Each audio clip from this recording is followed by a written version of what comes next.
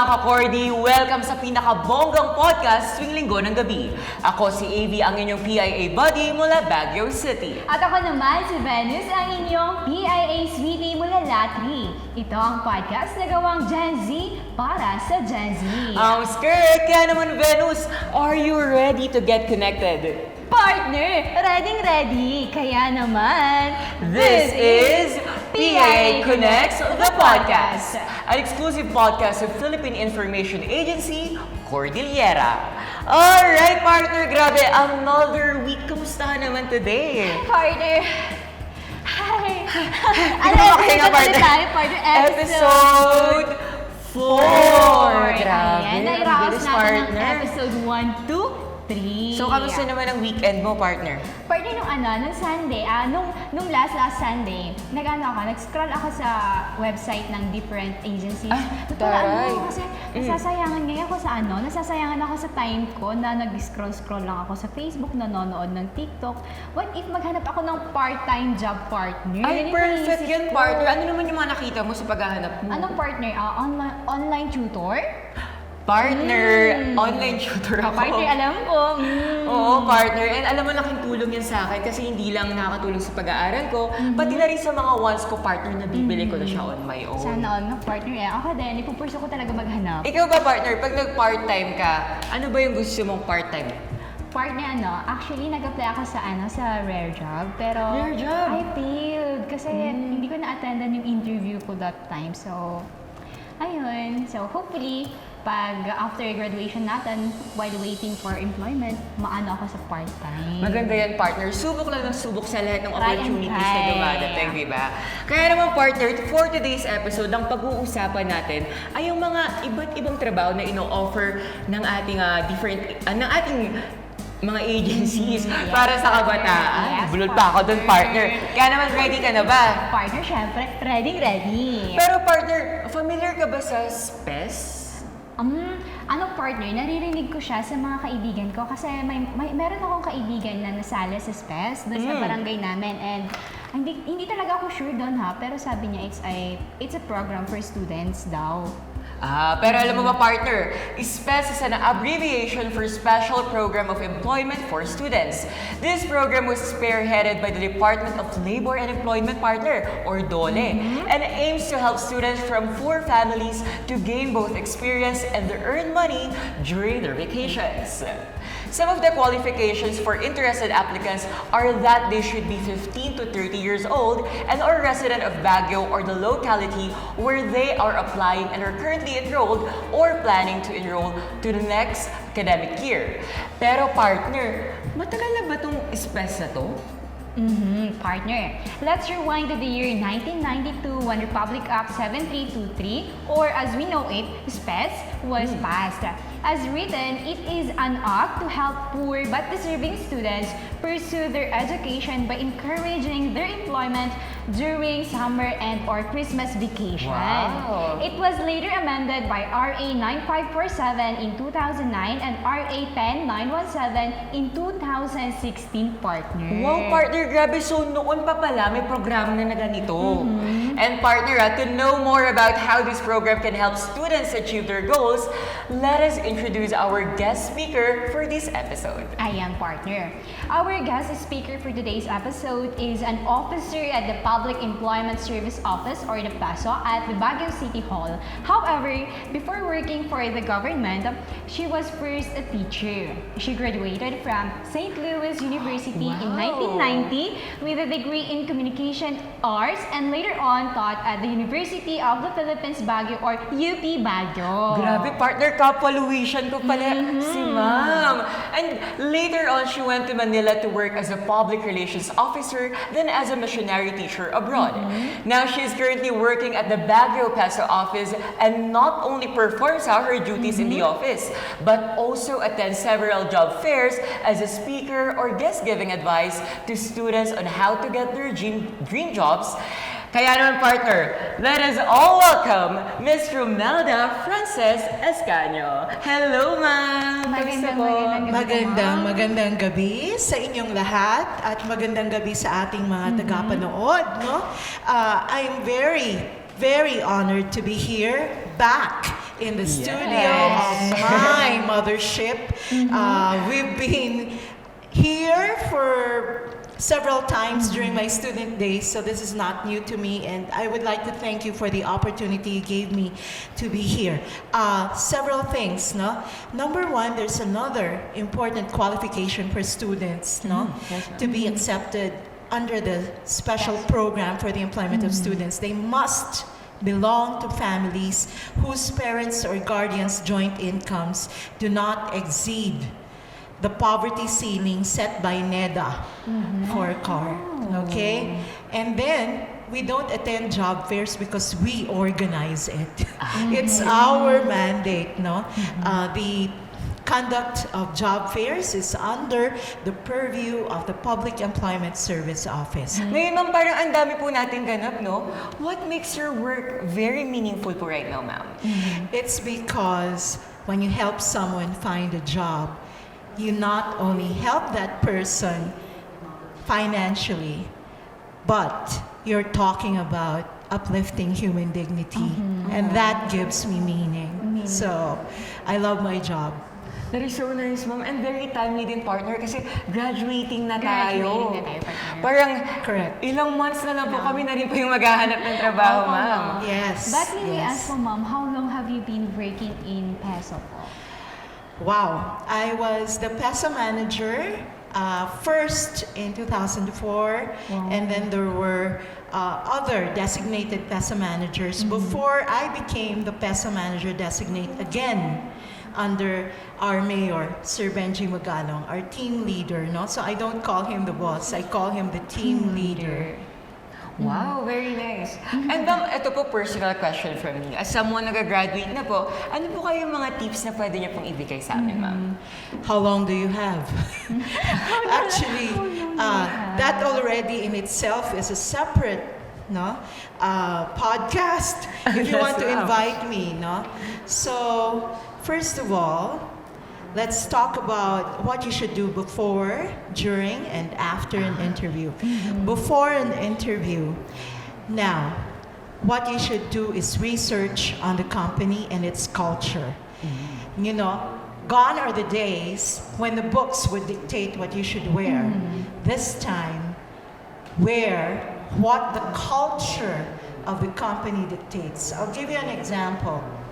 When my cousin, my late cousin, was the HR manager of Coke, she did not hire any of the well-dressed applicants. She hired the young man, the only one, wearing the Coke t-shirt. Okay. Sure. Yeah. Because she found that that man was the only one showing an advocacy, a heart for Coke. Now, what's the lesson there? Learn what the culture of the company is. Okay? Prepare your script. And don't bring a companion. Okay? I know, especially for the girls. Okay? Bringing a companion with you is a sign of insecurity, so don't bring a companion. What should you do while waiting? Don't fiddle with your thumbs. That's a sign of insecurity and nervousness. Okay? Nor should you play games. Read a book. Okay? Now, if you want to cheat, get the book jacket of the book 7 Habits of the Most Effective People and cover your novel with it. Yes. So you will look, professional. Professional. Also, let's talk about your resume. Oh, wow. Watch your grammar. Also, don't just lift the templates from Google or Wikipedia. Personalize your resumes. And add a section called value added. Actually, there's so much I can talk about, And for the power colors in an interview, the power colors in an interview are actually blue and black. Dark blue and black. Now, listen to the tip, okay? If you're wearing a dark top, okay, make sure that your bottom is darker. Okay? Or vice versa. If you're wearing a lighter top, Make sure that your bottom also complements what you're wearing. But don't wear patterns together. Okay? Psychologically, that's too busy. Okay? And it distracts your interviewer. Hand gestures, you know. My favorite acronym, not just for the hands, but for the body.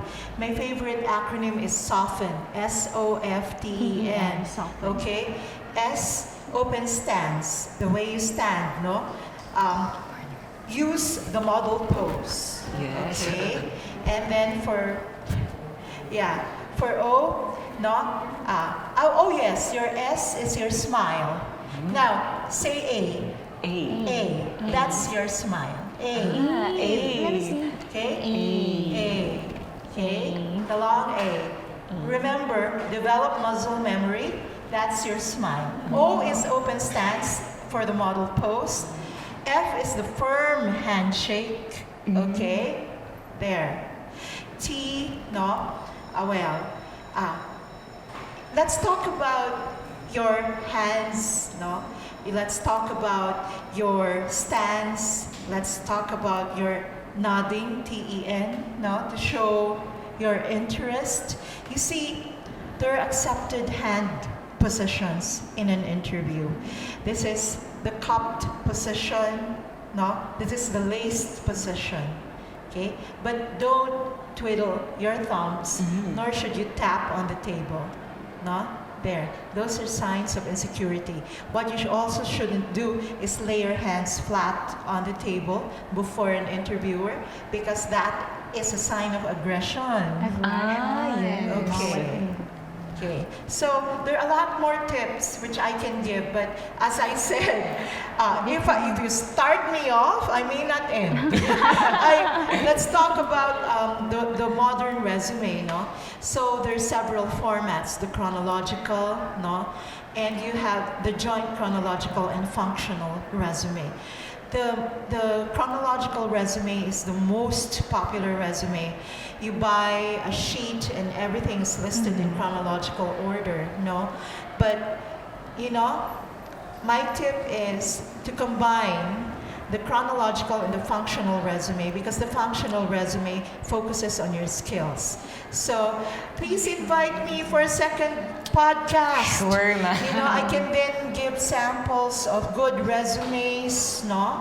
How to word it, what to add. And, by the way, you don't add a picture unless it's necessary. Why? Yes. Why? Because right now, what you want the interviewer to focus on is your skills, not how you look. Not on how you look. The focus should be on your skills and qualifications, not on how you look. Okay? Now, how about the pictures which you should use? Okay? Please don't attach pictures which show you in compromising situations, nor should you attach pictures which show you overly made up. You know, there are things which I can talk about, no tips before, during, and after. But suffice it to say that let your resume focus on your skills, attach a picture only when it's needed, and watch your grammar. Also watch your spelling. Now, another tip which I can give before we move on to the other questions is this: you better review your Facebook posts. Oh, digital footprints. Yes. Because many company HR officers do their research using social media. And if you have compromising pictures, watch out. So weed out compromising pictures from your social media accounts. Now, that's a tip which you will not get from anyone else. Okay? So, you see, the office also does career and employment coaching. Career coaching is one of the programs which the office does to correct the skills mismatch phenomenon, because the skills mismatch trend is the trend where the skills and the qualifications of the workplace, of the workforce, do not match the needs of industries.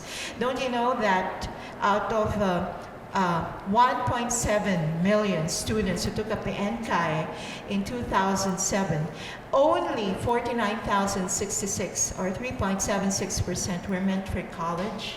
Hala. The study showed that most of our graduates are very good in technical and vocational skills and in entrepreneurial skills. However, in the regular Filipino family, it is usually the parents who impose the course on their children. They do not talk. No? So I'm looking forward to another podcast Yes, where we're going to talk about the skills mismatch, correcting our skills mismatch phenomenon, how to choose the career path which matches your personality, your EQ, your IQ, and your aptitudes. We're going to go into that. That's one of the programs which the office does. Okay, so another program which we do is the Job Start program, which we are implementing pursuant to the Job Start law. In the Job Start program, we let our trainees undergo technical training and internship, no? And they undergo, even more important, they undergo a valuable life skills training program that's 10 days, where they learn coping mechanisms to face life's trials, beyond the technical and, the hard skills, the technical skills and the soft skills or behavioral skills which they get.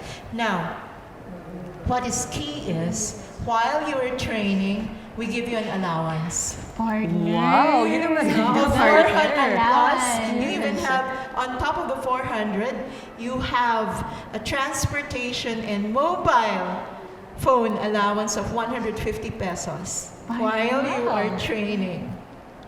So look at that. Partner. Okay. Parang gusto ko na, I-try na natin yung partner. Yes, natin, yes. partner. Pero ma'am, matagal na po ba to? Yung The Job Start program, the Job Start law was signed in 2019, So if you find it, it was discovered by a study done by the World Bank in cooperation with the Canadian Embassy, who first sponsored the program, that it takes an ordinary fresh graduate in the Philippines about 3 to 5 years to land a stable job, which is why the Job Start program was born. No? So we invite companies to participate in the program. They go through a workshop, a ride shop, and they become mentors. So as participants, they host would-be participants who wish to work in their industry, for a particular number of days. That's mandated by the TESDA. So the training programs are approved by TESDA, and then after that, if they do well, they're eventually absorbed. It benefits both parties, both sides of the equation, because the companies who participate then get a steady pool of qualified candidates who are trained according to their standards, and the young ones already get the opportunity to land a job in the field for which they were trained. So that's what the Job Start is. So over the SPES program, which wants to help poor but deserving students finish their studies. Well, it's been there for how many years now? Since 1990. So it's been there for going on to 30 years. We've just finished registering our applicants. Every year the registration opens in January. And it opens with a public announcement. So there are no sacred elephants here. Okay? No one registers ahead of anyone or gets first dibs. Yes. Okay? Because the participants are chosen via an exam. So all of the would-be beneficiaries under SPES undergo a rigid interview protocol, and then after that, so we look at the qualifications. They submit certain documents. You're supposed to submit your PSA issued birth certificate to tell us that you were born in Baguio. You're supposed to submit your parents or your guardians' income tax return forms. Very important. And of course, your recent grades. So it's important for us that you show that fire, that zeal for education, because the SPES has been crafted specifically to help you finish your studies. Besides, at the end of the program, it's part of the policy that you are not paid unless you show proof that you are enrolled. I see. Tama yun. So the ones who crafted the SPES law were very wise. No? You have to show your receipt or your class cards prior to you being paid. I see. Yeah, because we want you to finish your studies. So there are two SPES grantees. Now, the SPES babies are the SPES grantees who continuously avail of the program. Your slot is yours. For as long as you continuously avail of the program every summer. By the way, we offer it during summer, even if the law was amended, no? That we can also offer it during the Christmas break. Why do we offer it specifically during summer? It's because we want them to earn more. The work period is longer. The summer break is very short. It's about 10 to 14 days. 2 weeks only. Okay, so we want you to earn more. Okay, now how much will you earn? Wow, because of the latest laws increasing government salaries, a SPES grantee will earn as much as a salary grade 1, step 1 government employee for a period of 30 days. So that's about 18,000 pesos.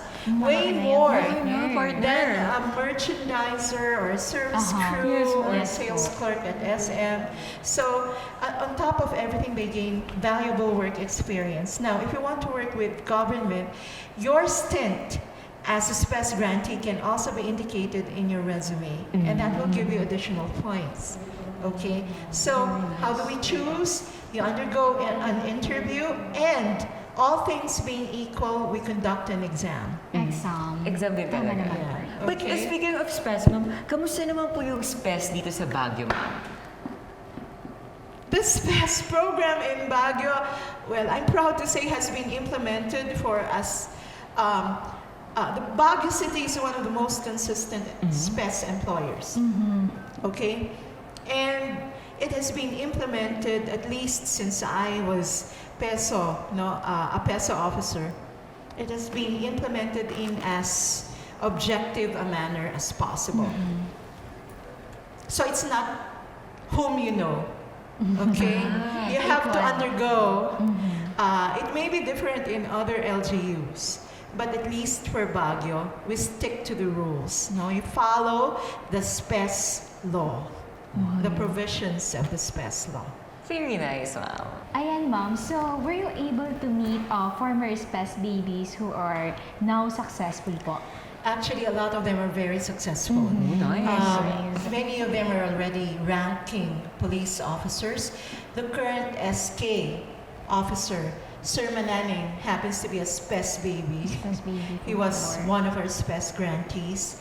And 2 of the employees in the office happen to be former SPES grantees. Grantees. Grabe, ma'am. Very proud. Ang feeling niyo po siguro, ma'am. Actually, I'm more fulfilled. Yeah.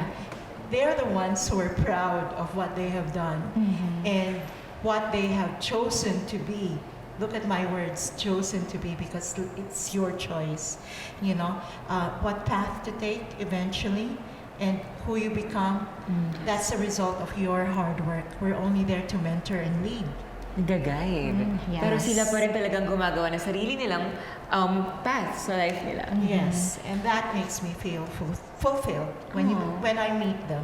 Many of them are actually teachers, some are doctors, but many of them are policemen. There. That's nice, ma'am. But aside And from women. SPES po, ma'am, are there any other programs offered by PESO for the youth po? As I said, we have the Job Start program. Job Start Okay. program. We also have career coaching, career and employment coaching. Career coaching, which is vital in correcting the skills mismatch phenomenon. Okay? Wow. Ma'am, let's talk more about career Career coaching. coaching. Career coaching is one of the mandates close to my heart as a former teacher. Career coaching aims to correct the skills mismatch phenomenon by guiding graduating senior high students in choosing a career path. Take note, I'm using the phrase career path and not job.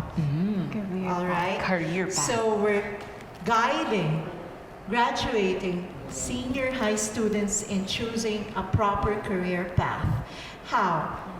The module for career coaching covers the following topics: the differences between a career and a job, the 6 personality types and the careers which match them, and the top 25 hard-to-fill versus in-demand jobs until the year 2027.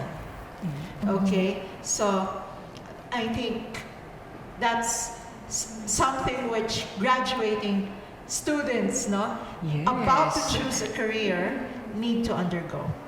Very, very, very relevant naman partner talaga. So, para po sa kaalaman ng nakararami, madami pong offer na programs ang PESO. Not only SPES ha, kasi yun yung Tama. pinaka-common no partner? Ang dami nilang inihahandog para sa ating mga kabataan. Kaya naman ma'am, siguro ito na lang po yung last question. Ano po yung pwede niyong maging message sa ating mga youth ngayon na nanunood at nakikinig na naghahanap po ng trabaho, ma'am? Lalo na sa mga fresh graduates na katulad natin, Hindi partner. pa tayo graduate. Ay, sa mga soon fresh graduates. Yes. For graduating students like you, attend employment coaching sessions. An employment coaching session is a session where I teach you how to look for a job and how to land it. So we're talking about tapping the hidden versus the advertised job market. Now I will teach you how to navigate both markets and how to safely come out of it unscathed. Now, the second would be stay relevant. Be curious. If there's a new building being built, ask, will it be a hotel? What are they doing? Are they going to build a hospital? No? So get to know your industry. Another tip which I can give you, before we really wrap up, you have to nurture your friendships and your contacts. Okay. Connections. Paying it forward. Listen, because think of your network as a series of concentric circles. Of course, your closest network would be your family, followed by your neighborhood, and then church, and then school. Remember? Now, for your family, even if you're not on good terms, no, hindi mo gusto si tita, ay nako, if there's a party, serve her. Who knows? Your tita happens to be the HR manager pala of TI. Huh? Look at that. Besides, blood is thicker than Water. correct. So everything is disposable, including boyfriends, except girlfriends, except family. Okay? Another tip, no? When you're looking at your network, okay, make sure that you pay it forward, no? Magpakain at magpainom ka naman. Hindi po pwedeng ikaw na lang palagi ang pinapakain at pinapainom. You know, in years after that friend you actually treated to a 30 peso hamburger may actually be the son of the HR manager of Moog. Oh, paano kung i-refer ka? No, look at that. And make sure that you write down the addresses and mobile phone numbers of your friends. I'll ask you, Venus, Yes. okay? Off the top of your head, give me the mobile numbers of your 5 closest friends. Oh my gosh, ma'am. Oh my See, gosh. that's the thing. Take note of the numbers of your friends because you have to stay in contact with people in your network because we're talking about potential sources of referrals. You know, that's why sometimes when I attend graduation ceremonies, you know, I lift an eyebrow. They cry on each other's shoulders, etc., etc. But after a month, have they really kept in touch? You know? So that's my tip. Again, review your social media accounts, nurture your contacts. There. Grabe, partner. Sobrang dami ko natutunan for this episode. Ako, partner, hindi ko makakalimutan. Everything is disposable, partner. Even your boyfriend, joke lang. Kidding aside. Grabe ka, partner. Pero alam mo ngayon, parang mas ready na akong harapin yung adulthood ko talaga. Like yung working life, ganyan. True, partner, sis. Ang dami kong natutunan kay ma'am. Grabe, partner. Oh, partner, bago natin i-wrap up to, ano ba yung mga takeaways mo sa episode natin for today? Ano, partner, as a graduating student, I learned na napaka-importante ang network or yung connections mo. You need to list down those friends of yours na talaga namang makakatulong din sa'yo in the future. Tama yan, partner. Ako naman, always be prepared. Yan talaga natutunan natin for today. Kasi hindi ka nga pwedeng sumabak sa isang digmaan na wala kang sandatang dala. So, katulad nga ng sinabi ni ma'am kanina, dapat alam mo yung culture ng isang company na papasukan mo. Kasi, yun yung magsisave sa'yo eh. Diba? Sabi nga nila, lamang ang may alam. From other, parang galing yun sa ibang episodes natin, partner. And that's a wrap for today's episode. Para sa karagdagang impormasyon ukol sa SPES program at iba pang mga programang handog sa atin ng PESO, pwede ninyong tawagan o kontakin ang Public Employment Service Office sa inyong mga lokalidad. Magkita-kita ulit tayo sa susunod na linggo every 6 p.m. sa Facebook page, YouTube channel, and Spotify ng PIA Cordillera. At mapapanood niyo rin kami sa aming news break every Wednesday and Saturday, 6 p.m. sa Facebook page ng PIA Cordillera. Muli, ako si AV at naniniwala ako na be prepared sa anumang haharapin nating interviews. Boosh! At ako naman si Venus, naniniwala na everything is disposable. But syempre, ito na talaga, na kailangan natin maging knowledgeable sa lahat ng bagay. Lalo na tayong mga students, partner. Kaya naman, Venus, ito ang PIA Connects, the podcast.